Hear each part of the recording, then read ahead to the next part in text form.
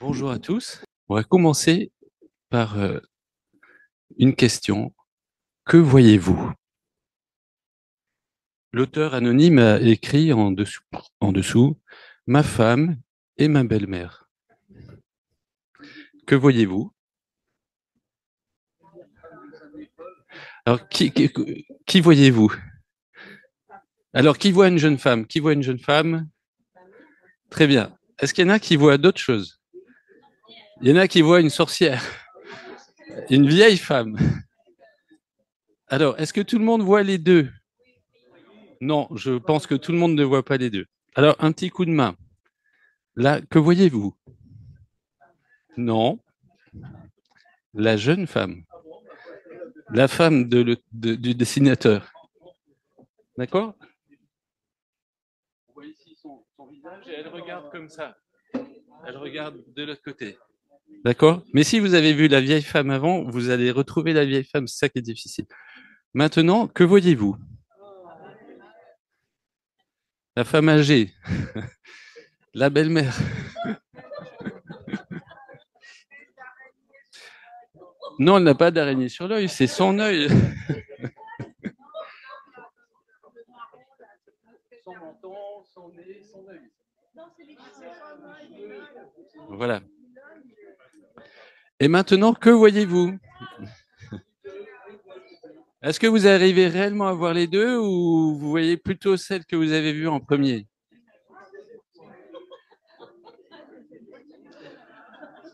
Bon, ça commence bien.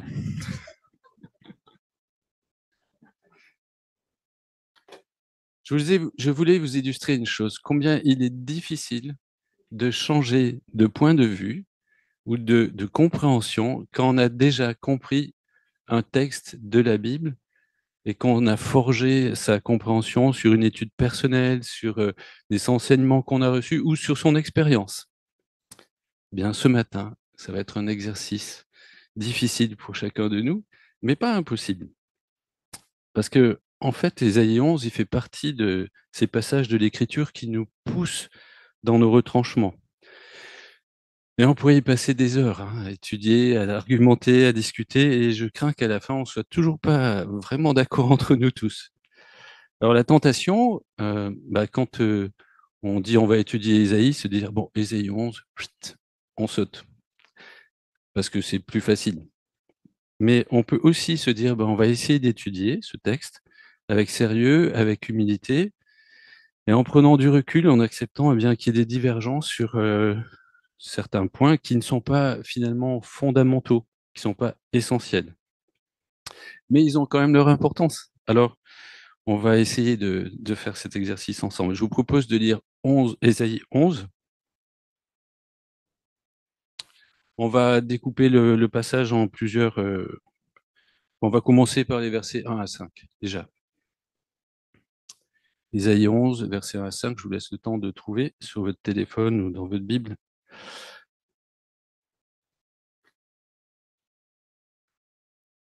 Un rameau poussera sur le tronc d'Isaïe, un rejeton naîtra de ses racines et portera du fruit.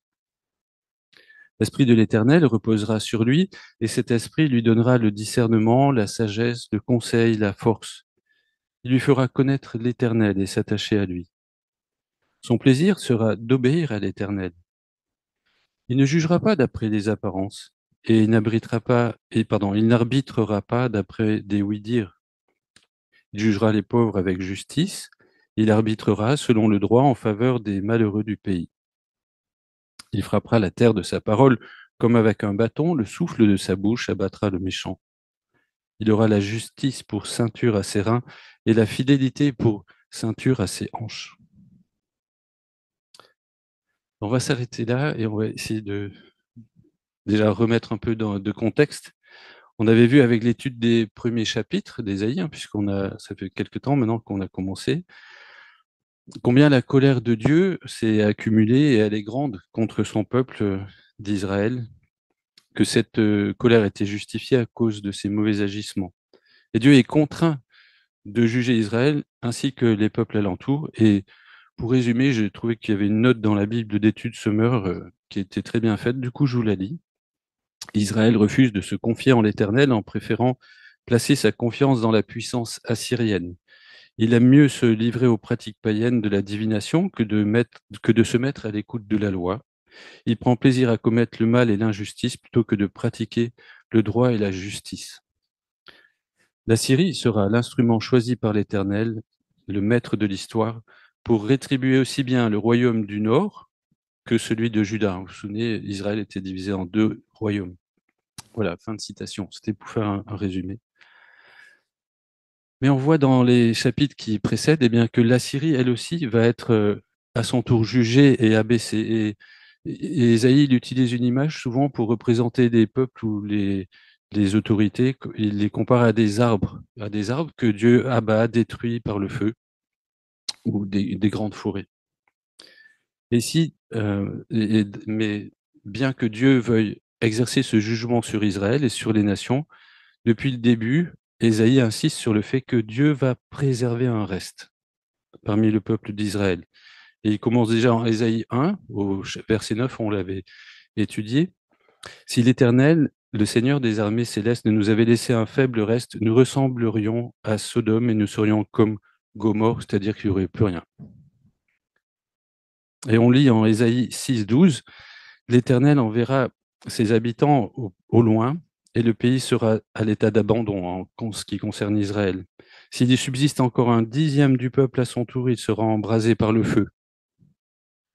Mais comme un térébinthe ou comme un chêne qui conserve sa souche quand il est abattu, la souche de ce peuple sera une semence sainte. Et du coup, on démarre notre chapitre d'Ésaïe aujourd'hui avec cette image d'une souche, un arbre qui a été abattu, il a dû être scié, il semble mort, et pourtant, il y a un rejeton qui apparaît. Et il ne sèche pas, il est vigoureux, puisqu'il porte du fruit. C'est ce que nous dit Ésaïe. Vous voyez, c'est un peu comme cette image, c'est quelque chose qui existe dans la réalité. On peut couper un arbre, mais il va repousser des petits rejetons. Alors qu'on croyait que l'arbre était mort, il va être vigoureux. Et la souche, en fait, c'est ici, dans la pensée d'Ésaïe, c'est le petit reste d'Israël que Dieu aura préservé.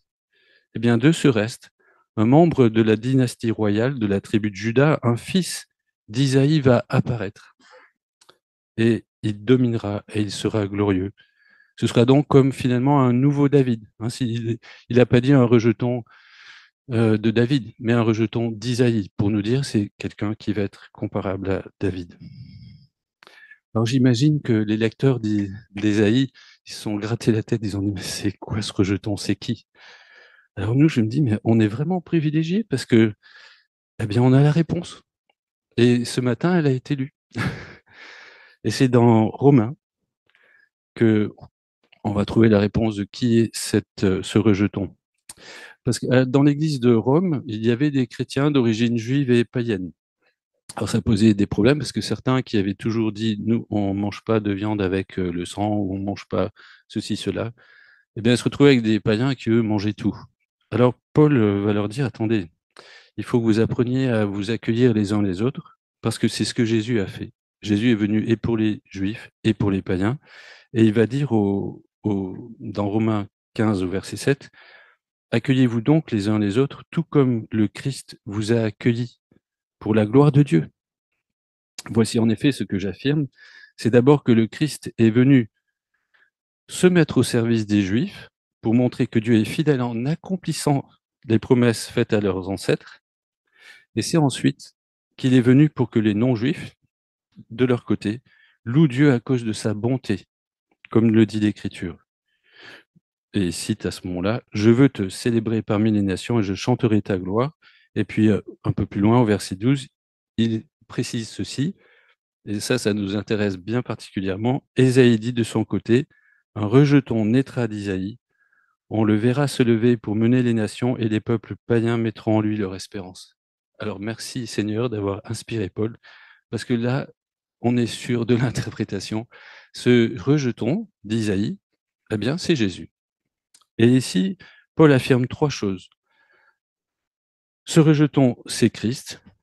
La promesse faite au peuple juif par Ésaïe est accomplie en Jésus, puisqu'il dit bah, les païens, les Juifs remercient Dieu de sa fidélité, puisque Jésus est ce rejeton qui est apparu. Et puis, avec ce rejeton, Christ, eh bien, Dieu apporte par Jésus une espérance pour les nations. C'est-à-dire, c'était pas que pour les Juifs, c'était aussi pour les nations. Alors, vous allez me dire, bon, ça, on le savait déjà, mais eux, ils ne le savaient pas à l'époque d'Ésaïe. Ils avaient du mal, en tout cas, à l'intégrer. On y reviendra.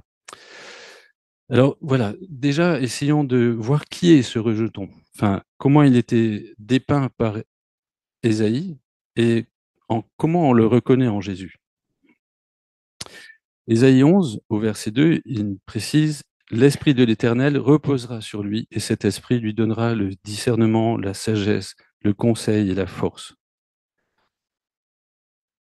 Vous vous souvenez quand Jésus a été baptisé par Jean au Jourdain, le Saint-Esprit est descendu sur lui sous une forme corporelle, sous la forme d'une colombe. Et après, il a été emporté au désert, il a été tenté, et une fois qu'il a résisté à cette tentation, il nous est dit, enfin, c'est Luc qui le rapporte, comme les autres d'ailleurs, les autres évangélistes: Jésus, rempli de puissance de l'Esprit, retourna en Galilée, et sa réputation se répandit dans toute la région. Le Saint-Esprit était vraiment avec Jésus, en Jésus. C'est difficile de dire, on vient de voir hein, que Jésus est Dieu incarné, mais en tout cas, le Saint-Esprit était avec lui et la puissance de l'Esprit était avec Jésus. Combien de fois le Seigneur Jésus a surpris ses interlocuteurs par la sagesse de ses enseignements. Vous vous souvenez, il était dit, ses auditeurs furent impressionnés par son enseignement, car il parlait avec une autorité que n'avaient pas les spécialistes de la loi. Oui, Jésus est bien ce rejeton, conduit par l'Esprit, rempli de sagesse. Et en ce qui concerne le discernement, puisqu'il nous est dit aussi qu'il avait du discernement, moi j'admire comme Jésus ne s'est jamais laissé piéger quand on voulait le coincer ou lui faire dire des choses qui allaient le mettre en difficulté. Et moi, une parole qui me marque beaucoup, c'est quand on lui dit est-ce qu'il faut payer l'impôt à César? Et vous vous souvenez, rendez donc à César ce qui était à César et à Dieu ce qui est à Dieu. Ou bien sa réponse aux Sadducéens qui disaient qu'il n'y a pas de résurrection. Et il leur dit, bah, Moïse, il a parlé de Dieu en parlant du Dieu d'Abraham, d'Isaac et de Jacob. Or, Dieu n'est pas le Dieu des morts, mais des vivants. Et là, il leur a tellement cloué le bec que bah, plus personne n'osait lui poser de questions après ça. Et puis, quel bon conseil il a apporté à Pierre quand Pierre posait la question, bah, est-ce qu'il faut vraiment poser... Enfin, non, c'est Jésus qui dit à Pierre, est-ce qu'il faut payer l'impôt pour le temple? Normalement, c'est pas le fils du roi, il paye pas l'impôt. Et Jésus va lui dire, bon, bah, tu vois, moi, je suis fils de roi, mais je vais quand même payer l'impôt.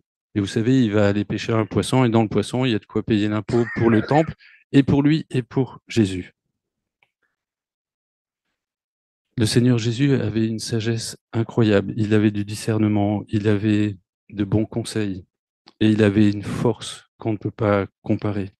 Quelle force de caractère quand il fait front aux autorités religieuses, quand devant Pilate, il va dire, tu n'aurais aucun pouvoir sur moi s'il ne t'avait été donné d'en haut.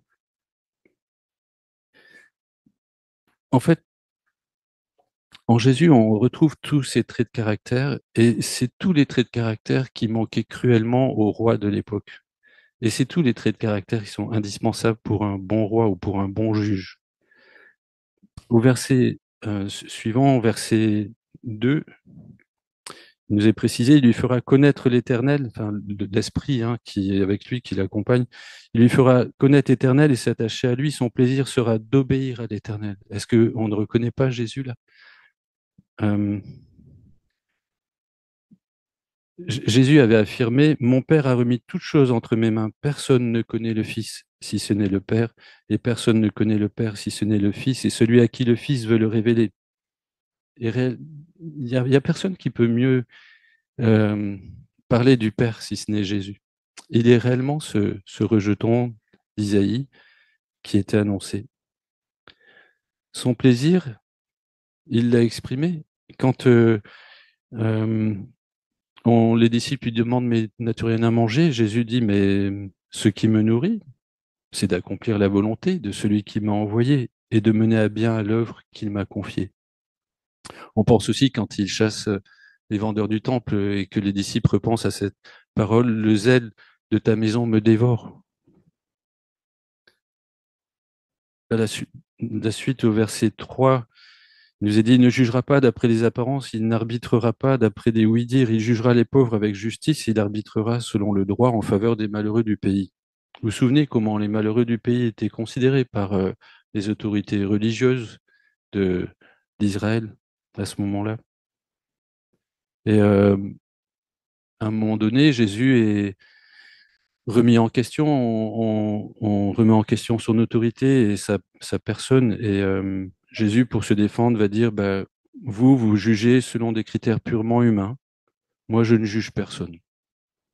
Et à supposer que je porte un jugement, ben, ce jugement est vrai, car je ne suis pas seul pour juger, mais avec moi, il y a aussi le Père qui m'a envoyé.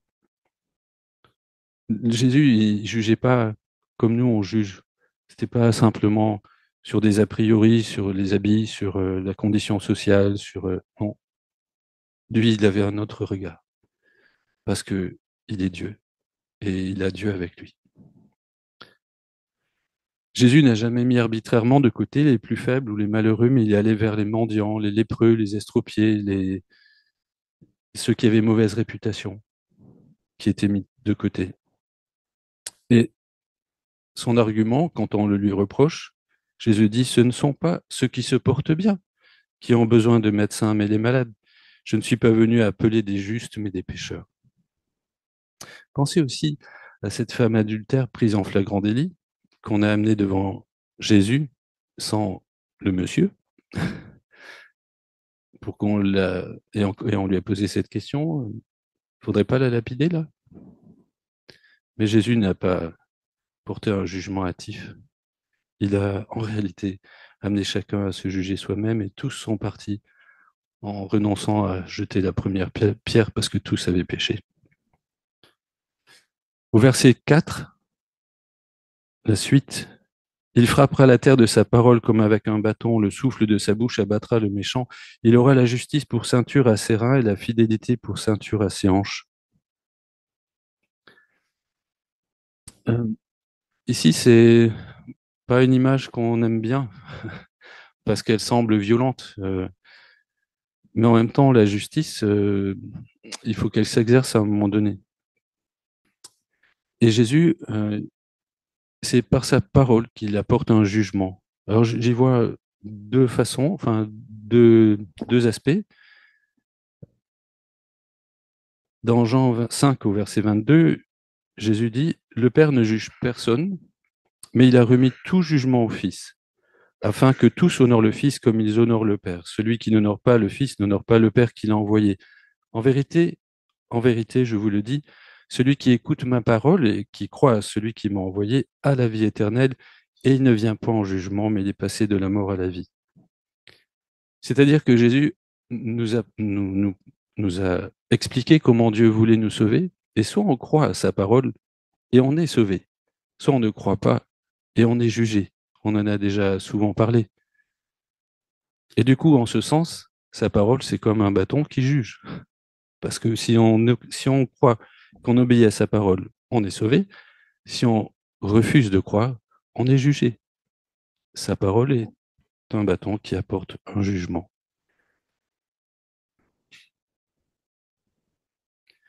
Mais il y aura aussi un jour particulier où il prononcera son verdict auquel personne ne pourra échapper.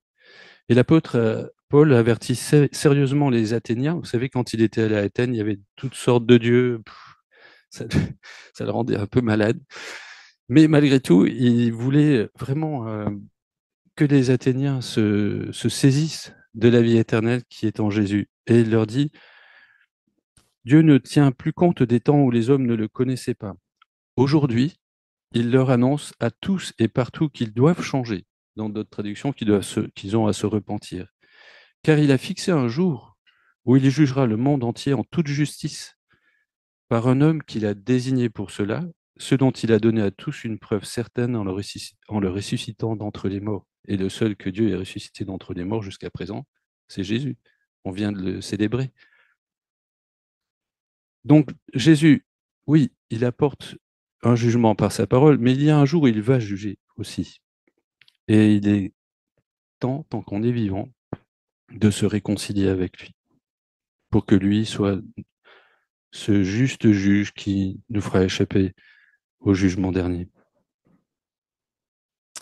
Et finalement, voilà ce que, si on résume, ce que Ésaïe annonce à son peuple, c'est, on revient un petit peu dans le passé, parce qu'on a fait un bond de plusieurs milliers d'années, hein, mais on repart en arrière. Et ce que Ésaïe dit à son peuple, c'est vous avez voulu vous confier dans la Syrie, mais moi je vais l'abattre.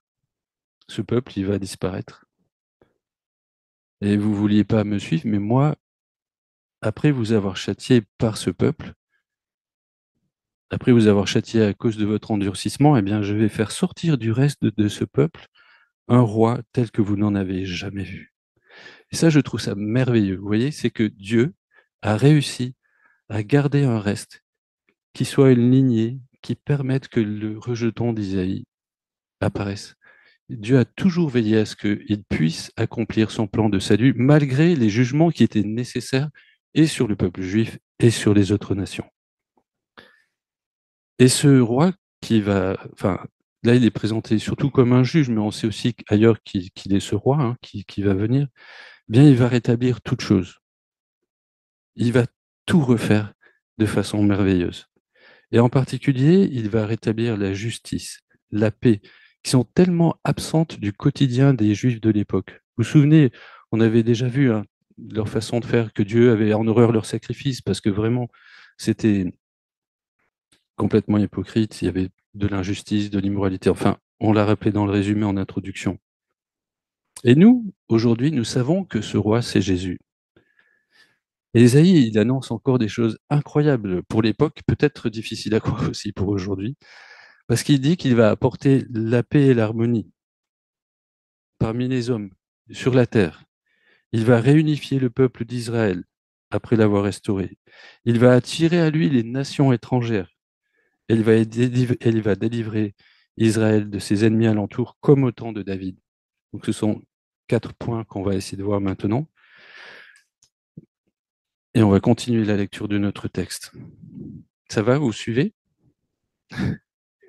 Ésaïe 11, verset 6. Alors là, Ésaïe 11, verset 6. Le loup vivra avec l'agneau, la panthère paîtra aux côtés du chevreau, le veau et le lionceau et le bœuf à l'engrais seront ensemble, et un petit enfant les mènera au pré. Les vaches et les ours brouteront côte à côte, et leurs petits auront un même gîte. Le lion et le bœuf se nourriront de paille. Le nourrisson s'ébattra sans danger près du nid d'un cobra, et le tout jeune enfant pourra mettre la main dans l'antre du serpent. On ne commettra plus ni mal ni destruction sur toute l'étendue de ma montagne sainte, car la terre sera remplie de la connaissance de l'Éternel comme les eaux recouvrent le fond des mers. Vous savez, le fond des mers, il n'y a pas un endroit où il n'y a pas une goutte d'eau, tellement la pression est forte. Ici, Ésaïe fait référence à la Genèse, au récit de la Genèse, pour expliquer que Jésus va faire une œuvre de restauration des relations de sa création comme à l'origine. On lit en Genèse 1, 29 ceci.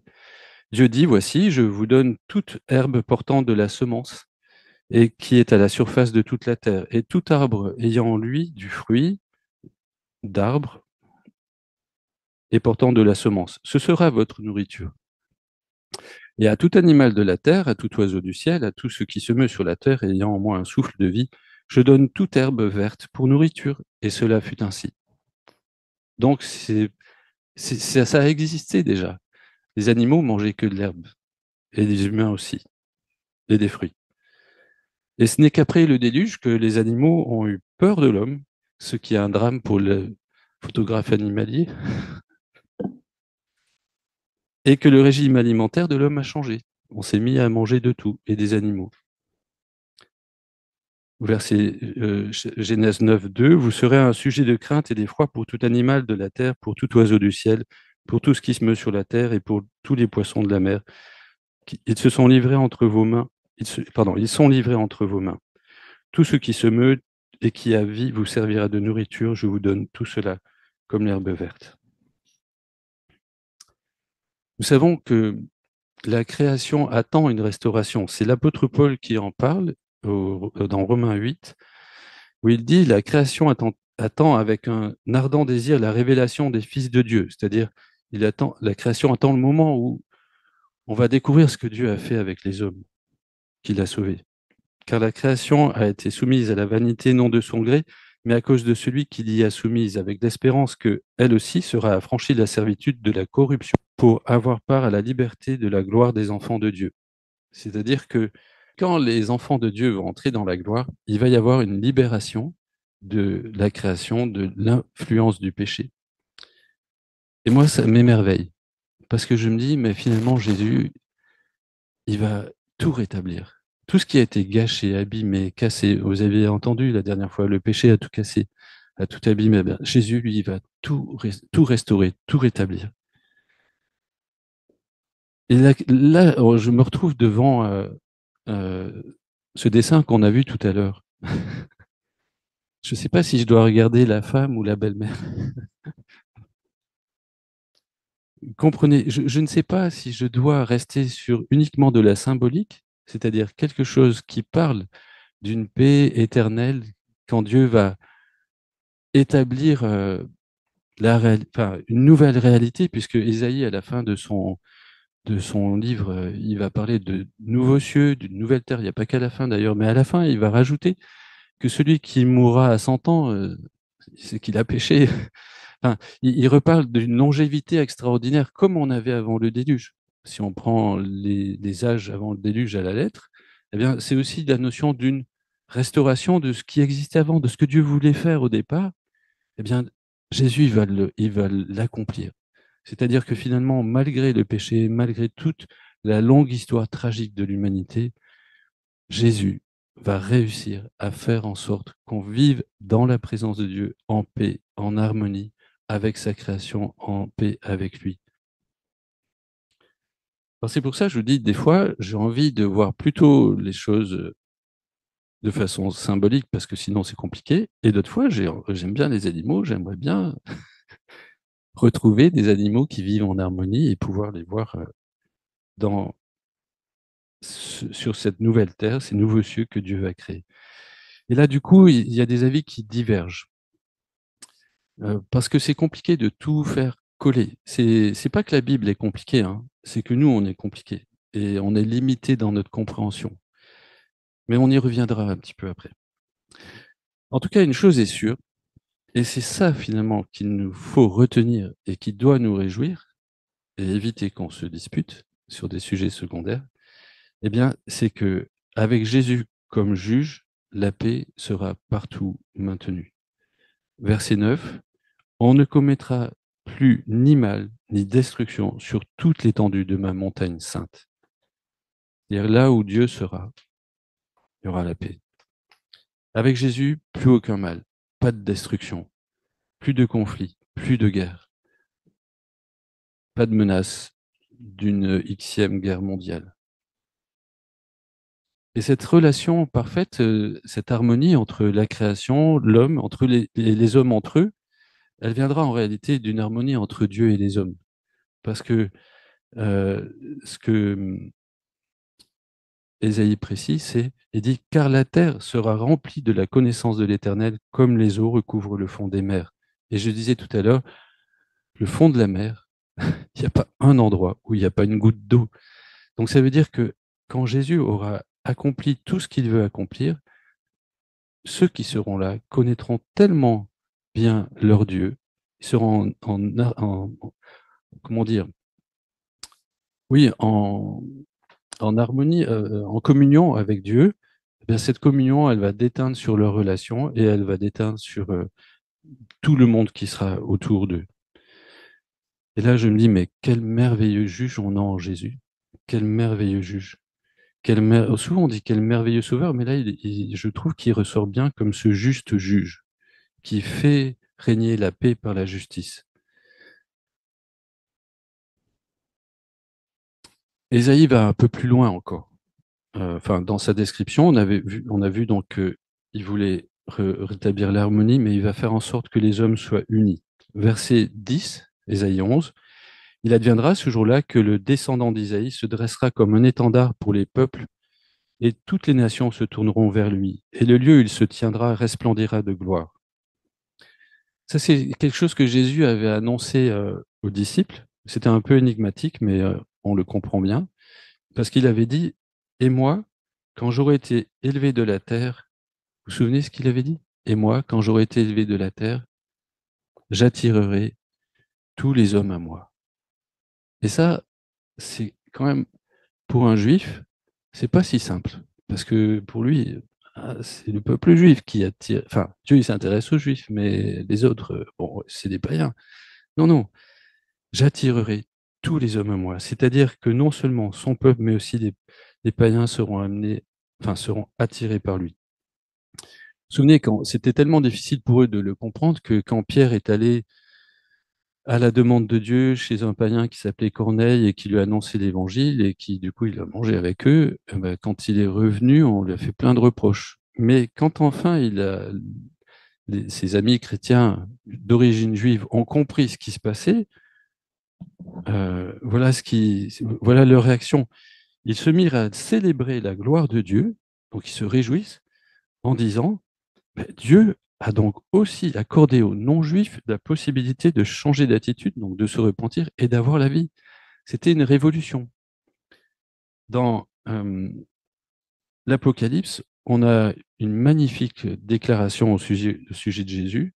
Vous vous souvenez qu'il y a un livre qui est scellé, personne ne peut ouvrir ce livre, seul Jésus va pouvoir le faire, et il est dit, enfin les êtres vivants qui sont là disent, oui, tu es digne de recevoir le livre et d'en briser les sceaux, car tu as été mis à mort et tu as racheté pour Dieu par ton sang répandu des hommes de toute tribu, de toute langue, de tout peuple, de toutes les nations. Et tu as fait d'eux un peuple de rois et de prêtres au service de notre Dieu, et ils régneront sur la terre. Et ici, il y a deux choses. Il y a le fait que Jésus a réellement fait en sorte que tous les hommes puissent être sauvés, puissent lui être associés à son royaume, et la deuxième chose, c'est qu'on va être amené à régner avec lui sur la terre. Là aussi, ça pose des questions. Là aussi, il y a des avis qui divergent, mais malgré tout, quel que soit le moment où ça va se passer, bah, c'est merveilleux, non? Enfin, je sais pas vous, mais c'est quand même un beau programme. C'est quand même quelque chose qui devrait peut-être nous motiver chaque jour à dire, mais Seigneur, reviens. Seigneur, reviens. Et Seigneur, aide-moi à vivre dignement pendant ce temps où tu patientes avant de revenir pour établir ce règne. On va terminer la lecture de notre passage, Ésaïe 11. Ce jour-là, le Seigneur interviendra une seconde fois pour libérer le reste de son peuple qui aura subsisté en Assyrie et en Égypte, à Patros et en Éthiopie, à Élam, en Babylonie et à Hamath, ainsi que dans les îles et les régions côtières, autrement dit, tout ce qu'il y a autour d'Israël. Il dressera son étendard pour les nations. Quant aux exilés d'Israël, il les rassemblera, et les dispersés de Juda, il les regroupera des quatre coins du monde. Ce jour-là cessera la rivalité d'Éphraïm et l'inimitié de Juda disparaîtra. Vous vous souvenez, il y avait une guerre incessante entre le royaume du Nord et Juda, le royaume du Sud. Ils étaient toujours en train de se taper dessus. On demande l'aide soit aux Assyriens, soit à la Syrie, ainsi de suite. D'une part, Éphraïm n'enviera plus Juda, et d'autre part, Juda ne sera plus l'ennemi d'Éphraïm. On va sauter le verset 14, et on y reviendra, et au verset 15, et l'Éternel asséchera le golfe de la mer d'Égypte, il lavera sa main pour menacer l'Euphrate, et par son souffle impétueux, il brisera ce fleuve en 7 ruisseaux, que l'on pourra passer sans ôter ses sandales. Et il y aura une route pour ceux de son peuple qui resteront et qui demeureront encore en Assyrie, comme il y a eu jadis une route pour Israël quand il sortit d'Égypte. Alors là, si on veut être littéral, c'est compliqué. Et là, je me dis, ah là, peut-être je vais voir la belle-mère plutôt que la femme. Alors que tout à l'heure, j'avais envie de voir les animaux réellement en paix, unis, ainsi de suite, le loup et la brebis ensemble. Et c'est compliqué, enfin, je trouve que c'est difficile de savoir jusqu'où on doit aller. Mais en fait, ici, Ésaïe, il reprend une image qui est très souvent reprise dans la Bible, qui est l'image de l'Exode, c'est-à-dire un symbole de délivrance. Vous vous souvenez, premier Exode, bah, Israël était sous l'esclavage en Égypte depuis 400 ans, et Dieu va les faire sortir. Et ils vont traverser la mer Rouge. C'est quelque chose impossible, mais ça devient possible avec Dieu. Et plus tard, après, ils vont traverser le Jourdain pour entrer en terre promise, et là aussi, le Jourdain est asséché. Bien, c'est l'image qu'il reprend en disant, bien, à nouveau, il va y avoir un nouvel Exode. Et Dieu, il va libérer son peuple de ses oppresseurs, libérer son peuple de ses ennemis, et il va les rassembler en un lieu où il va vivre avec eux. Et ce peuple, eh bien, qui reviennent de Juda, d'Éphraïm ou des nations, eh bien, ils reviennent des quatre coins de la terre. Et là, j'ai un peu de mal à me dire que Ésaïe ne parlerait que du peuple juif physique qui descendrait d'Abraham. Parce que ça fait beaucoup de monde. Ça fait beaucoup de monde, ça fait beaucoup de nations. Et puis en fait, sur le plan historique, bah, Israël est déjà revenu de son pays sous le règne de Cyrus. Et on vient de nous dire que Isaïe, le rejeton d'Isaïe, c'est Jésus. Donc Jésus, il est venu après ça. Et puis Israël a été à nouveau déporté après l'an 70, enfin dispersé, je veux dire. Mais il est revenu dans ses terres depuis 1948. Et aujourd'hui encore, l'exode se poursuit. Il y a tout un tas de Juifs qui retournent en Israël et qui sont envoyés, en tout cas qui viennent des quatre coins de la terre. Et pourtant, on sait que la paix, elle n'est pas à l'ordre du jour, hein. Il suffit de regarder les infos. Alors, il me semble qu'on peut trouver une réponse, un élément de réponse en Ésaïe 2, au tout début de notre livre, au verset 1. Voici le message que Dieu a révélé à Ésaïe, fils d'Amoth, au sujet de Juda et de Jérusalem. Dans l'avenir, Dans l'avenir, il adviendra que la montagne sur laquelle est le temple de l'Éternel sera fermement établie au-dessus des montagnes. Elle s'élèvera par-dessus toutes les hauteurs, et toutes les nations y afflueront. Oui, des peuples nombreux viendront et se diront les uns aux autres, venez, montons au mont de l'Éternel, au temple du Dieu de Jacob. Il nous enseignera les voies qu'il a prescrites. Nous suivrons ses sentiers. Car de Sion viendra la loi et de Jérusalem la parole de l'Éternel. Il sera l'arbitre des peuples. Et là, de Sion viendra la parole de l'Éternel. Nous qui savons que Jésus est la parole, on a déjà un indice, mais il sera l'arbitre des peuples. Oui, il sera le juge de nombreuses nations. Martelant leur épée, ils forgeront des socs pour leurs charrues et de leurs lances, ils feront des faucilles. Plus aucune nation ne brandira l'épée contre une autre nation et on n'apprendra plus la guerre. Descendants de Jacob, venez donc et marchons à la lumière de l'Éternel. Et alors, descendants de Jacob, c'est que, c'est que les descendants de Jacob ou il y a d'autres personnes avec? Moi, là, je peux pas bien m'empêcher de penser aux paroles de Paul. C'est aux Galates qui avaient tendance à vouloir revenir à la loi. Il va leur dire, comme Abraham a cru à Dieu et que cela lui fut imputé à justice, reconnaissez donc que ce sont ceux qui ont la foi qui sont fils d'Abraham. Aussi, l'Écriture prévoyait que Dieu justifierait les païens par la foi. Pardon. Oui, aussi Dieu Pardon, excusez-moi. Aussi, l'Écriture, prévoyant que Dieu justifierait les païens par la foi, a d'avance annoncé cette bonne nouvelle à Abraham. Toutes les nations seront bénies en toi. Ainsi, ceux qui croient sont bénis avec Abraham le croyant.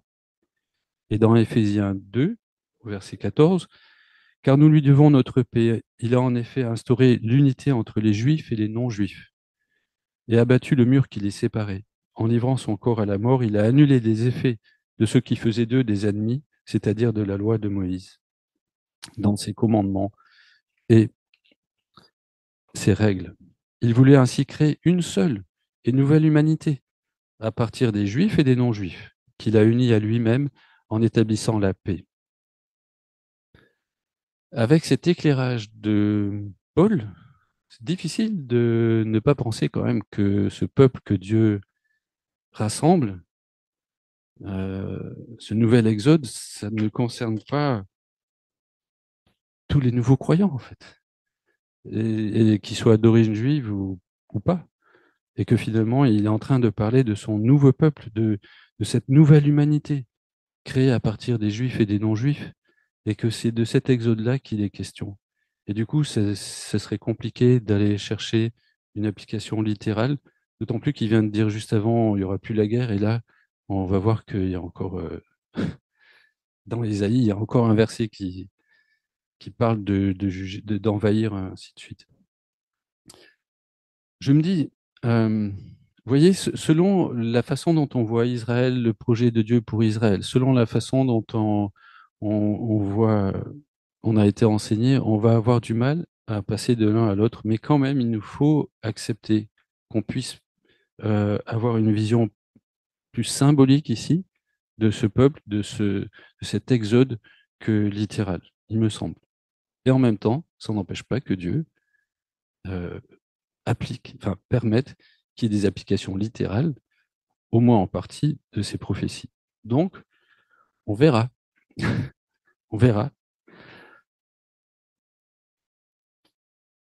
Mais en tout cas, soyons reconnaissants au Seigneur pour ce projet de paix entre les hommes, quelle que soit leur origine. Et je crois que c'est ça qu'il nous faut retenir. Et du coup, si c'est ça le projet de Dieu, qu'on vive en paix, ben on va pas commencer à se disputer par rapport à ce qu'on croit sur ces passages. Vous êtes d'accord? Ça ne veut pas dire qu'il ne faut pas l'étudier. Et d'ailleurs, on en discutait avec Jean-Daniel. Si vous le souhaitez, on peut approfondir le sujet. Je vais aborder la question en terminant, mais on peut essayer d'aller plus loin. Mais c'est pas inutile. Mais en tout cas, on ne va pas se disputer. Moi, je me souviens, quand j'étais jeune chrétien, j'avais des convictions très claires. J'étais sûr, parce que j'avais été tellement impressionné par des gens qui m'avaient enseigné. Et je me disais, non, mais il ne peut pas se tromper. Et aujourd'hui, on pourrait vouloir convaincre euh,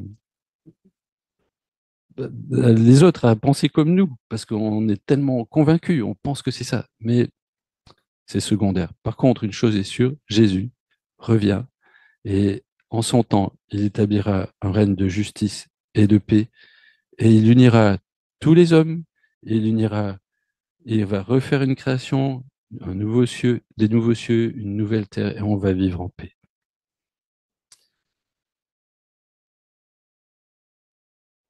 Oui, parce que Ésaïe 11, j'ai sauté un verset. Alors, comme on disait tout à l'heure, on pourrait le sauter et pas en parler, comme ça au moins on est tranquille.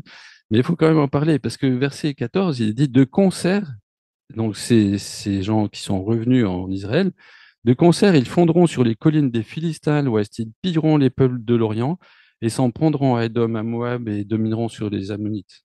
Mince, c'est la paix ou c'est pas la paix? Qu'est-ce qu'ils ont fait de leurs armes? Des socs, des charrues ou ils continuent à les utiliser? Mais en réalité, il me semble qu'ici, Ésaïe rappelle ce que David avait fait. David avait étendu le royaume, il avait conquis la terre promise, en fait. Et ce n'est qu'après que la paix a pu venir sous le règne de Salomon. Salomon a été un roi de paix, alors que David a été un roi à qui on reproche d'avoir du sang sur les mains. Du coup, il ne peut pas construire le temple. Mais euh, ça veut donc dire que quand Jésus va établir ce règne de paix, il sera obligé aussi, enfin, il sera obligé, il faudra passer par cette phase de jugement. Elle est nécessaire. Il faut que les peuples, enfin, que ceux qui s'opposent à Jésus soient anéantis pour qu'il puisse établir la paix. Ça, c'est le côté qu'on aime moins bien, mais pourtant, il est réel. Alors, tout à l'heure, j'ai dit, il faut qu'on retienne ça, hein. Venez et marchons à la lumière de l'Éternel. Je pense que ça, c'est vraiment important. Parce que ces projets, ils sont merveilleux. Et ça, on le croit tous. On est tous d'accord sur cette éternité qui sera devant nous. La question maintenant, c'est de savoir quand Jésus va réaliser ce beau plan. Alors, je vais résumer simplement en deux positions, pardon, en deux positions, et repenser à la femme et sa belle-mère. Certains pensent que ce projet est déjà en œuvre, c'est-à-dire que Jésus a déjà commencé à régner. depuis sa première venue, depuis sa victoire à la croix, Jésus a dit que tout pouvoir lui a été donné dans le ciel et sur la terre, et donc il règne. Il est donc clair que ce projet est déjà en œuvre, et il aura lieu euh, pleinement, il va s'accomplir totalement quand Jésus reviendra, mais pas cette fois comme un rejeton, mais dans la gloire. Et à ce moment-là seulement, eh bien, enfin, à partir de ce moment-là, on vivra ce que Ésaïe décrit dans l'éternité, après que Jésus ait créé de nouveaux cieux et une nouvelle terre. Mais du coup, il n'est pas sûr qu'il y ait encore des loups et des agneaux, ni même qui mangent de l'herbe. Et je dis pas ça de façon ironique, hein. Je dis ça juste pour dire que voilà, il y a une façon de comprendre Ésaïe 11 de façon surtout symbolique. Puis il y en a d'autres qui pensent que peut-être on peut rapprocher ce texte de Ésaïe 11 du texte d'Apocalypse 20, versets 1 à 10, où il est question d'une période de 1000 ans, pendant laquelle, enfin 1000 ans, ça peut être, en tout cas c'est une longue période, pas forcément 1000 ans, mais une longue période de temps où Christ régnerait avec les croyants, et c'est ce qui est appelé le millénium.